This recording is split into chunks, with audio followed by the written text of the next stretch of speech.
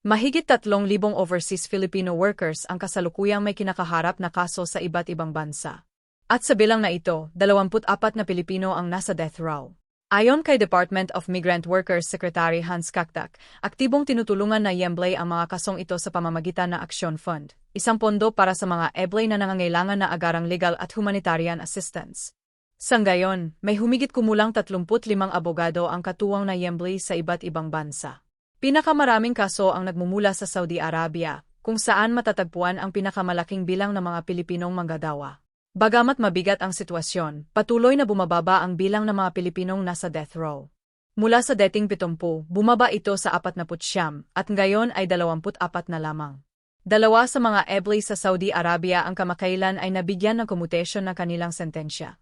Regular na bumibisita ang Yembley sa mga nakakulong na ebley upang tiyaking maayos ang kanilang kalabayan at napapaalam sa kanilang pamilya ang anumang update. Sa kabila ng mga reforma, patuloy pa rin ang mga hamon na kinakaharap ng mga ebley, lalo na ang mga household workers, kabilang dito ang wage theft, sobrang oras ng trabaho, pangabuso, at pagkuha ng pasaporte. Isang malaking pagbabago ang naganap ng tuluyang alisin ng Saudi Arabia ang kafala system. Dahil dito, mas may kalayaan na ang mga manggagawa na magpalit ng trabaho, umalis ng bansa at magsampa ng reklamo laban sa pangabuso. Sa kabila ng panganib at hirap, patuloy na umaasa ang Pilipinas sa remittances ng OFUS. Umabot ito sa $15 bilyong mula Enero hanggang Mayong gayong taon. At mula Enero hanggang Nobyembre, mahigit 2.5 milyong Pilipino ang umalis ng bansa para magtrabaho abroad. Sa bawat Pilipinong nagtatrabaho sa ibang bansa, may kakibat na pangarap, sakripisyo at panganib.